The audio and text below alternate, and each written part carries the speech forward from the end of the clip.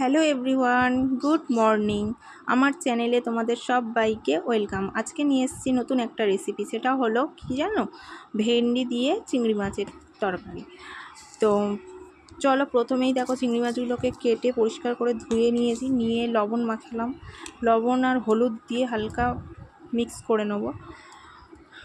নিয়ে ওদিকে আমি কড়ায় দেখো তেল গরম করতে দিয়েছি। কড়াই দেখো তেল দিয়ে দিয়েছি, তেলটা গরম তো হয়ে গিয়েছে। এবারে এই চিংড়ি মাছগুলোকে দিয়ে দিলাম, দিয়ে একটু ভালো করে লাল লাল করে ভেজে নেব। তো চিংড়ি মাছগুলো ভাজতে থাকি আর তোমরা ভিডিওটা দেখতে থাকো। তো কেমন লাগছে অবশ্যই কমেন্টে জানাবে, আর আমার চ্যানেলটিকে সাবস্ক্রাইব করতে কিন্তু ভুলে যেও না।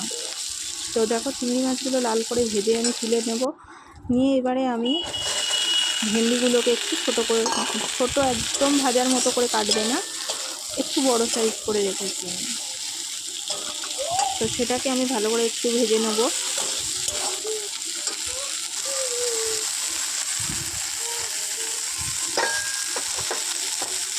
ভেন্ডিটাকেও আমি ভালো করে ভেজে নিলাম।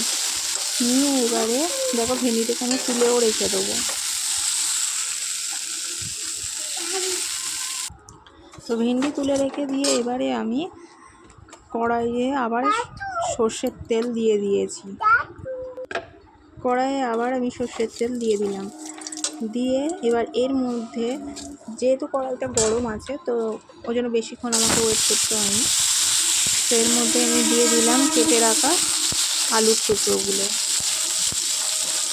ঠিক আলু ভাজা যেরকম হয়, আলু ভাজা থেকে একটু মোটা সাইজ করে আমি কেটেছি। তো আলুগুলোকে একটু লাল লাল করে ভেজে নেব।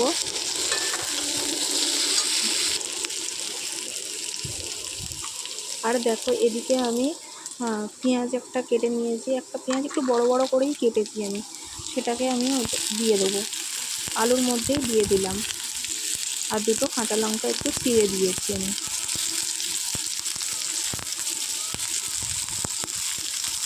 তো দিয়ে আমি এটাকে একটু নাড়াচাড়া করতে থাকবো।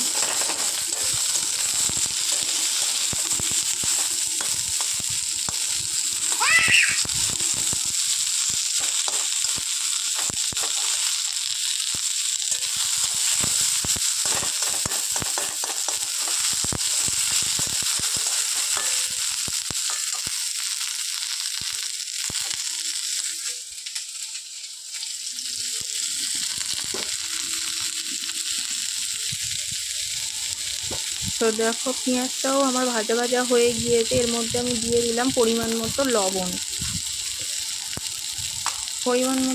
দিয়ে দিলাম, দিয়ে একটু নেড়ে চেড়ে দেবো।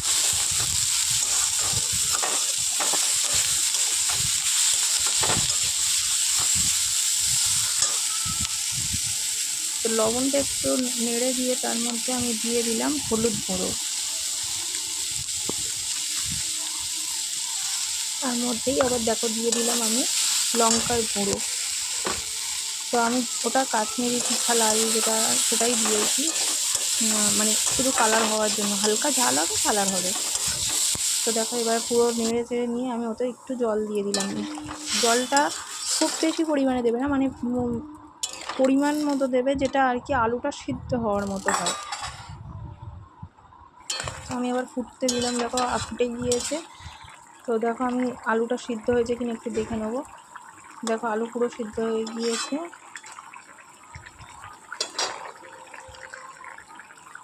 তো এবার এর মধ্যেই আমি দিয়ে দেবো ওই ভেজে রাখা ভেন্ডি আর চিংড়ি মাছটা একসাথে আমি দিয়ে দিলাম। তো দেখো এবার পুরো নেড়ে চেড়ে একটু মিশিয়ে নেবো, মিক্স করে দেবো ওটাকে। দিয়ে এবারে আমি আগে থেকে শিলে আমি বেটে রেখেছিলাম একটু সর্ষে, তো সেই সর্ষেটাই আমি ওতে দিয়ে দিলাম। বাটিটা ধুয়েও জলটা দিয়ে দেবো। মানে এই তরকারিটা কেমন হবে বলো, পুরো মানে শুকনো হবে না, আবার পুরো বেশি ঝোলও হবে না, এমন পরিমাণে জলটা থাকবে যাতে ভেন্ডিটাও সেদ্ধ হয়ে যায়। মানে সর্ষেটা দেওয়ার পরে তো আমার ভিডিও কেমন লাগলো সেটা অবশ্যই কমেন্টে জানাও আর চ্যানেলটিকে সাবস্ক্রাইব করে দিও। টাটা।